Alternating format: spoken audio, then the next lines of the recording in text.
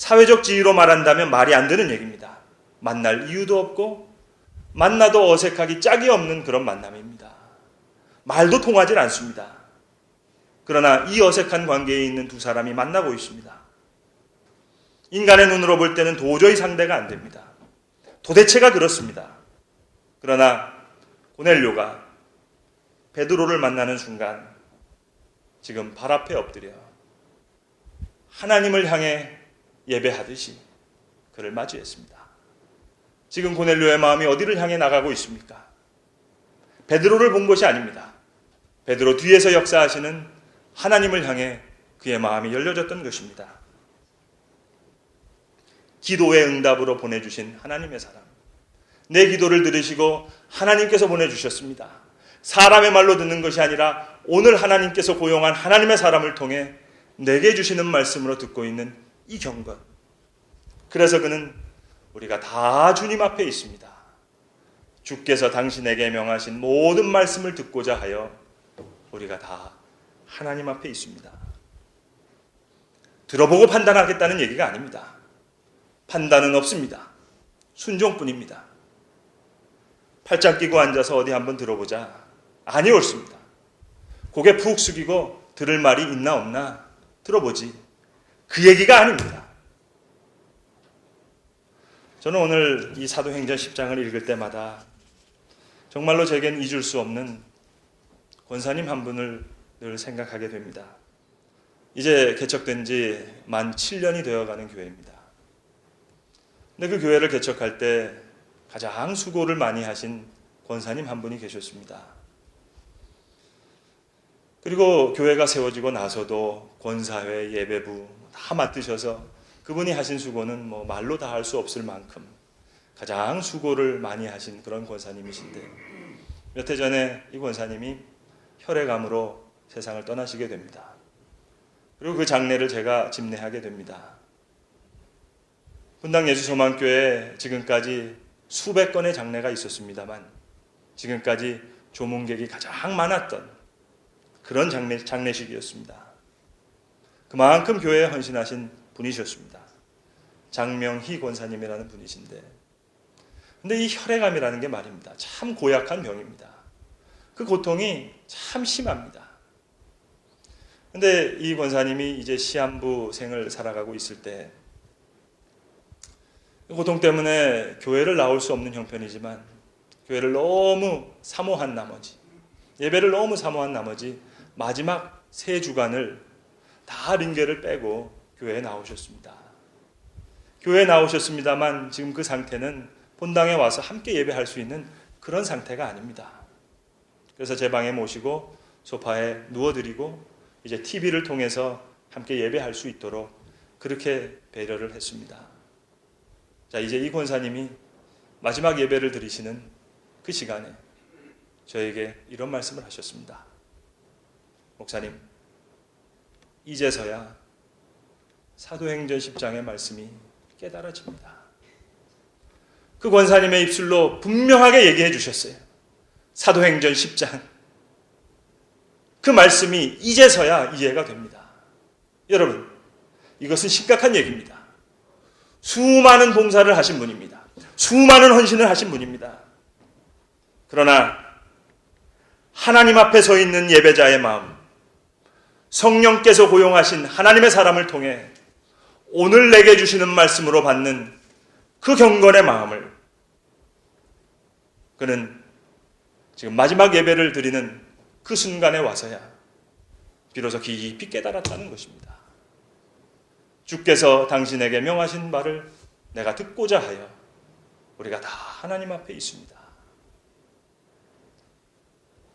성도 예수소망교회 성도 여러분, 진심으로 부탁을 드립니다. 여러분 앞에 지금 설교하고 있는 사람, 이 사람이 얼마나 선한지, 얼마나 의로운 사람인지, 얼마나 똑똑한 사람인지 묻지 마세요. 저희가 지금 새벽 기도 시간에 출애굽기를 순서 시간을 따라 보고 있습니다.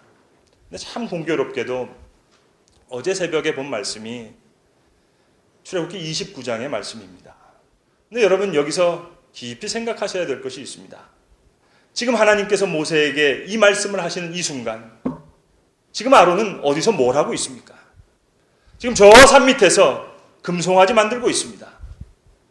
이런 망령된 사람, 그 사람을 통해 예배하라. 따지고 보면 모세가 예배를 집전하는 것이 훨씬 낫지 않습니까? 그런데 왜 하필 아론입니까? 왜 하필 이 망령되고 어리석은 아론을 통해 예배를 하라 이렇게 말씀하십니까? 주께서 당신에게 명하신 바를 우리가 듣고자 하여 다 하나님 앞에 있나이다. 그것뿐입니다. 이것을 기도의 응답으로 받고 있습니다. 내 기도를 들으신 하나님께서 저를 보내셨다.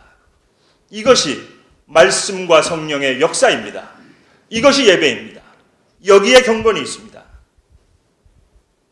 저는 말씀을 전하기 전마다 제가 늘 구두를 갈아 신습니다. 제가 신고 있는 이 구두는 예배에 말씀 전할 때마다 설교할 때만 신는 그런 구두입니다. 저는 두렵고 떨리는 마음으로 이 구두를 신습니다. 그리고 마치 사도 바울이 고린도전서 9장 27절에서 이야기한 것처럼 내가 복음을 전파한 후에 도리어 버림을 당할까 두려워함이노라. 그런 마음으로 말씀을 준비합니다. 그래서 하나님은 저 망령된 아론과 그 아들들을 위해 이 제사장들만을 위한 제사를 일주일간 아침 저녁으로 드리라 얘기합니다.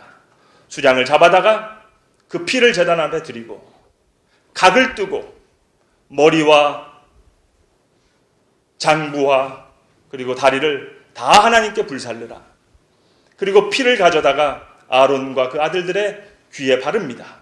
엄지손가락에 바릅니다. 엄지발가락에 바릅니다. 그리고도 모자라 제단에 있는 피를 가져다가 아론과 그 아들들의 옷에 뿌리라. 피를 바르고 피를 뿌립니다. 너무나도 죄가 많기에 피를 바르고 피를 뿌립니다. 저는 예배에 앞서서 기도하시는 분과 함께 목양실에서 잠깐 기도하고 이제 예배에 들어옵니다. 그 시간마다 제가 빼지 않고 하는 기도가 있습니다. 하나님, 부족한 종이 주의 단에 다시 서게 됩니다. 하지만 말씀을 전할 때 성령에 고용된 바를 말씀을 전하는 자나 듣는 자가 함께 깨닫게 해주세요. 그것이 저의 기도의 제목입니다. 마태복음 10장에 예수님께서 제자들을 보내시면서 이렇게 얘기하십니다. 너희를 영접하는 자는 나를 영접한 자요. 나를 영접한 자는 나를 보내신 하나님을 영접한 것이니라. 하나님을 향한 마음이 그분의 보내신 사람을 향해서 동일하게 나타나야 됩니다. 여러분, 이 말씀은 이제 뒤집어서 생각하면 제자들에게 어떤 의미를 주는 말씀이겠습니까? 누가 너희를 영접하거든 너를 영접한다고 생각하지 마라. 너를 보낸 하나님을 향해 절하고 있는 것이다. 그거 아니겠습니까? 너는 죄를 짊어진 채 죽지 말라. 이것이 아론이 감당해야 될 경건이었습니다. 내가 내 몸을 쳐 복종함은 내가 복음을 전파한 후에 도리어 버림을 당할까 두려워함이라. 이것이 말씀을 전하는 자의 경건입니다. 자, 그렇다면 이제 말씀을 듣는 자의 경건이 있습니다. 이제 주께서 명하신 바를 다 듣고자 하여 우리가 지금 다 하나님 앞에 있나이다. 여기에 예배가 있습니다. 고넬료와 같은 경건으로 하나님께 영광을 돌릴 것입니다. 말씀을 들어보고 순종하겠다? 아니, 옳습니다. 하나님이 내 기도를 들으시고 내 기도의 응답으로 하나님의 사람을 보내주셨습니다. 사람의 입술로 사람의 말을 듣습니다만 아니, 그렇습니다. 하나님께로 환하게 열려 있어서 하나님이 오늘 내게 주시는 말씀으로 듣는 바로 이 경건에 하나님이 기뻐하시는 예배가 있습니다. 성도 여러분, 교회는 우리 마음의 고향입니다. 그러기에 우리가 여행을 하다가도 어느 산골짜기에 있는 교회를 보더라도 그 시골 교회가 우리 마음에 뭉클하게 다가오는 거 아니겠어요? 비록 시골교회 마루바닥에 무릎을 꿇고 기도하지만 우리의 가슴은 하나님을 향해 환하게 열려 있는 것입니다. 여러분의 지금 시선이 사람을 향해 서 있습니다만 우리의 모든 시선이 그 너머 역사하시는 하나님을 향해 우리의 가슴이 환하게 열려둬야 될 줄로 믿습니다. 옷깃을 여미고 마음의 귀를 기울이는 이 순종적이고 수용적인 마음으로 우리의 예배를 다시 세워야 되겠습니다. 우리의 경건을 바로잡아야 되겠습니다. 지금 유대적인 경건에서 온 가족이 구원을 얻는 복음적인 경건으로 승화되는 그 장면이 바로 오늘 여기에서 시작되고 있다는 것을 깨달아야 하겠습니다. 내가 지금 사람들을 욥바에 보내어 베드로라 하는 시몬을 청하라. 여기에 경건의 비밀이 있습니다. 아버지 하나님, 주께서 큰 일을 시작하셨습니다. 세우신 주의 몸된 교회를 통해 예배를 바로 세우며 경건을 바로 세워나가게 하여 주시옵소서. 나의 판단과 생각을 앞세우는 가운데 하나님이 원하시는 경건의 모습을 이루지 못한 섭섭한 심령들 되지 않게 하시고, 비천한 베드로 앞에서 엎드려 하나님이 기뻐하시는 자의 경건을 지켰던 고넬료와 같이 하나님의 임재 앞에 이 부족한 종의 입술을 통해 들려지는 말씀을 통해서도 성령께 고용된 자를 통해 오늘 내게 들려주시는 하나님의 거룩한 음성을 들을 수 있는